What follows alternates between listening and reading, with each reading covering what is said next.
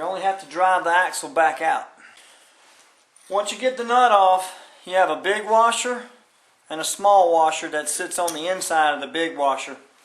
Then your axle should drive off. So that's our next step, would be to drive the axle out the other side.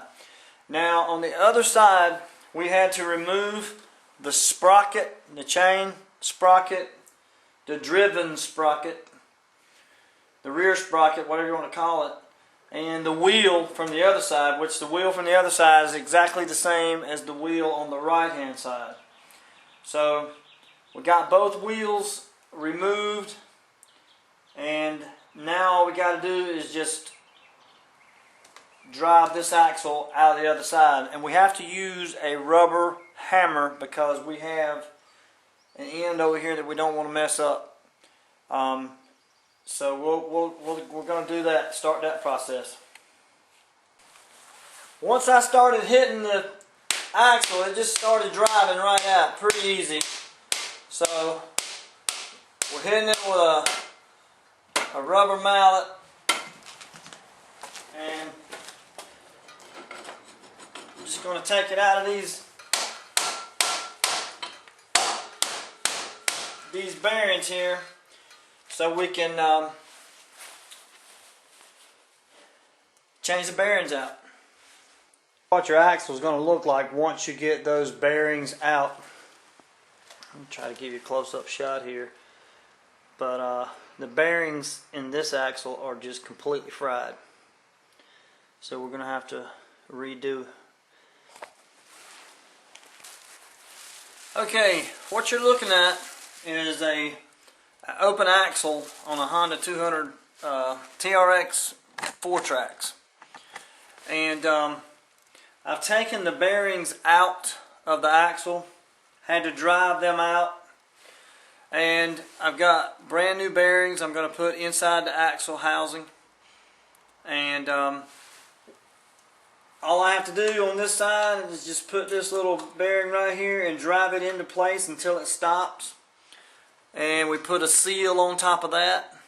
So we're just going to take like a rubber hammer and maybe a little wooden rod, but we can just drive it in there nice and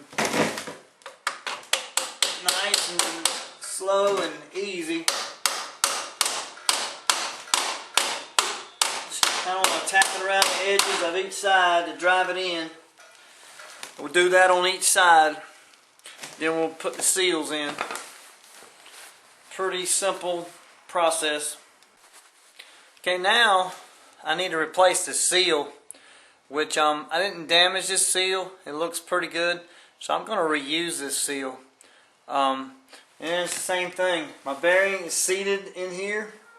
I got it all the way in, so all I have to do is just put my seal in, tap it into place, and that will get the bearing and the seal on this side. Now on the brake side, you have to put your this is your cover, your I'm at a loss for words here. But anyway, this is your this is the housing that your brake drum that goes over your brake shoes, and it just slides right over the brake shoes. And to get it off, I had to loosen up the brakes and get it off like that. So same thing, I'm going to tap this baby right back into place using a little bit of a rubber hammer here.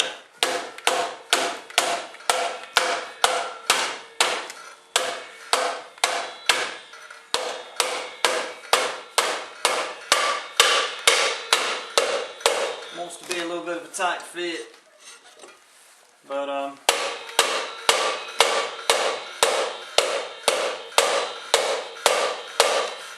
it should go right on in.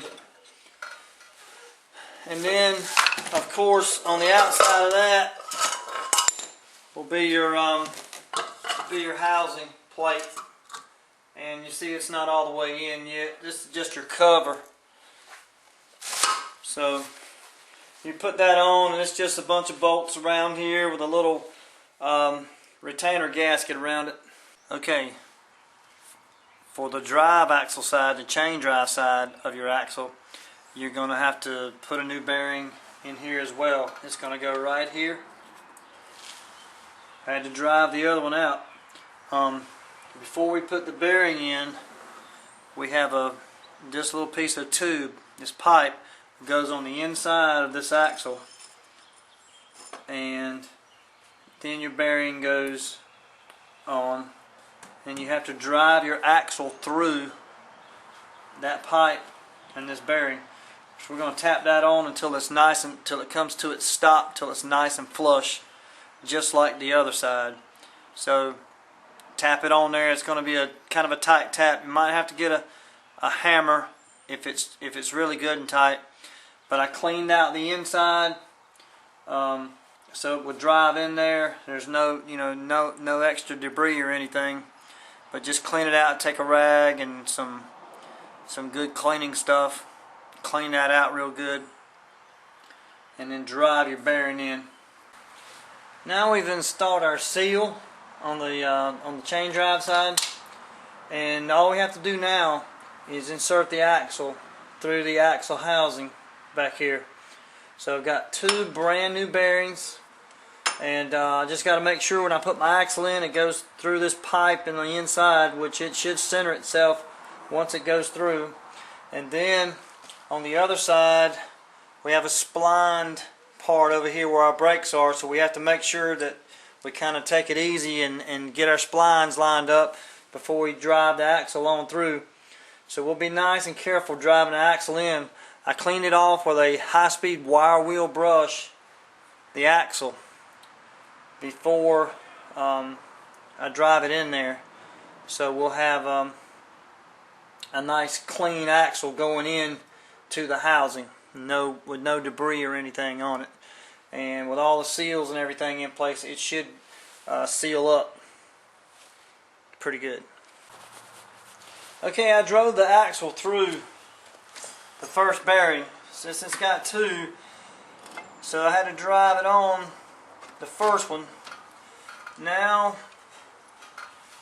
I'm going to drive it on to the second one, which is actually, this is the final resting place. It should drive onto both of them.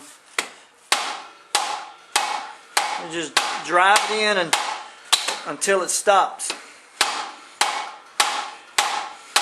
You want to use a rubber mallet so that we don't damage the end of the axle. But we got our bearings in place. Now our axle's in place. Now on this side, the only thing we've got to do now is just replace everything like we had it before. Put your seal back in, the big washer, the small washer, then the big hub bolt, and a little locking bolt. That all goes on. Then your wheel, your little hub for your wheel, and the cap and everything. But I'll go over that real quick, and we'll put all this thing back together and show you what it looks like. Okay, now that the axle's in place, you got this big washer that goes on first. Remember, we put our seal in, the dust seal, put a big washer, then the little washer, then this big nut right here goes on, then the small nut that goes on behind that. So that will complete all the stuff that goes on the inside of the axle, getting it to the housing, getting it lined up like it's supposed to be. And then the only thing will be left after that will be putting the wheel hub assemblies and everything back together and putting the wheels on, and also putting the chain and sprocket drive on.